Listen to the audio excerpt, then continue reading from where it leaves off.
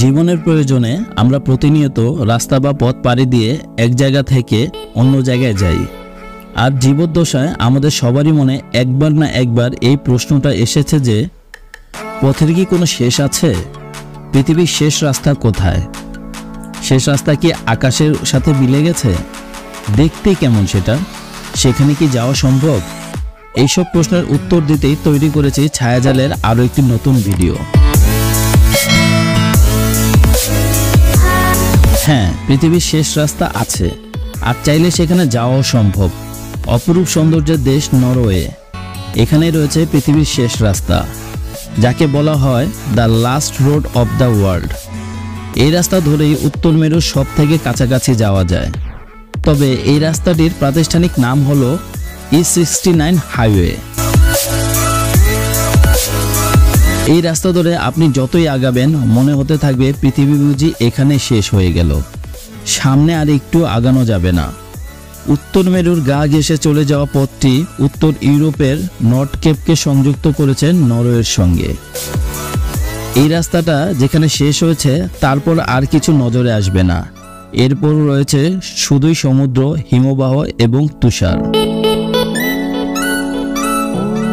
129 kilometre দৈর্ঘ্য এই রাস্তাটি পাড়ি দিতে হলে আপনাকে যেতে হবে 5টি টানেলের মধ্য দিয়ে। এর মধ্যে উত্তর ক্যাপের একটি টানেলের দৈর্ঘ্য হল 7.9 কিলোমিটার। এটি সমুদ্রপৃষ্ঠ থেকে প্রায় 212 মিটার নিচে পৌঁছেছে।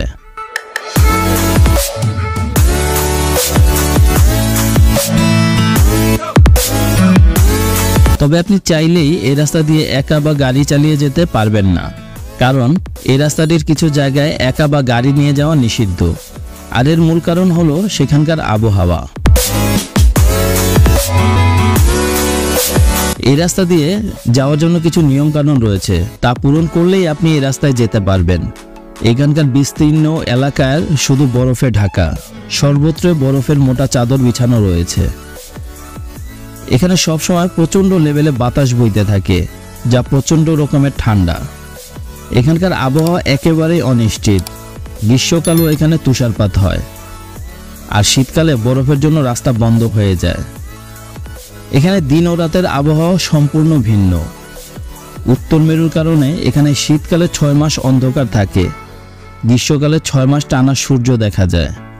শীতকালে যেমন দিন নাই, গ্রীষ্মকালে তেমন রাতও নাই।